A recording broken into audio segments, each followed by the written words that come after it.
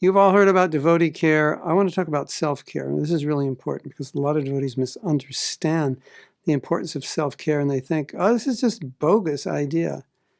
You know, we never heard Prabhupada talk about it. But he did, and I want to talk about it.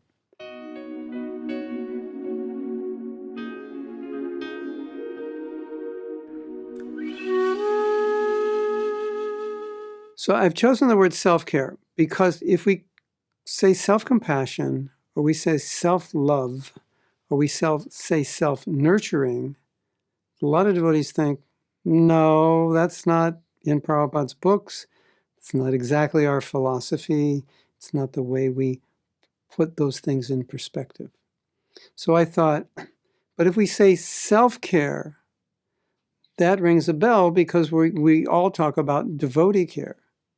And in fact, self-care is self-compassion. It is self-love. It is all those things.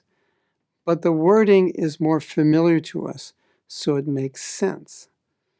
So when we talk about self-compassion and these kinds of ideas, which could be seen as something that's not really Vedic or a Prabhupadism per se, if we replace it with the word self-care, it makes sense.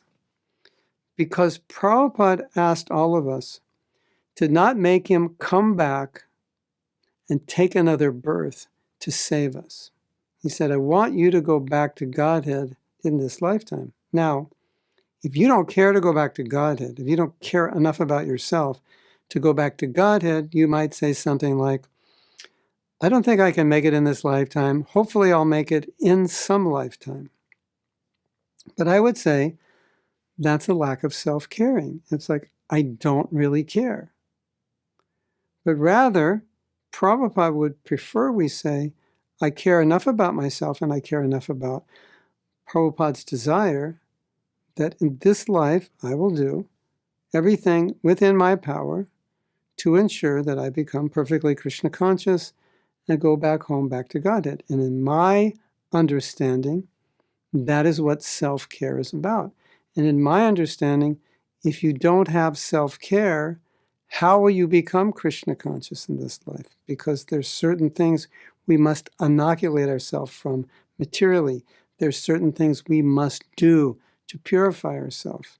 And we can see practically certain devotees, they don't care that much about purifying themselves.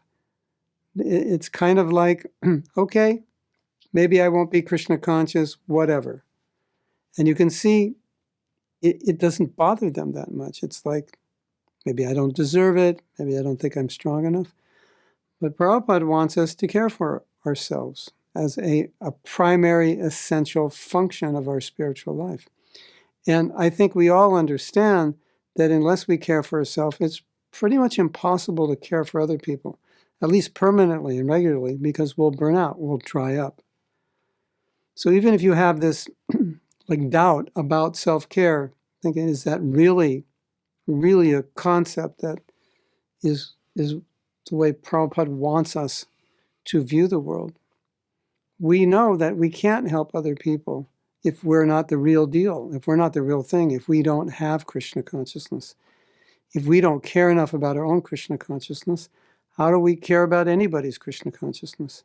So I think this is the right term, the right way to look at our spiritual life is a process of self-care, which then empowers us to care for others. And if we don't care for ourselves, how will we put the practices of Krishna consciousness into our daily life in a regulated way, in a steady way, in a powerful way? And how can we really care for others?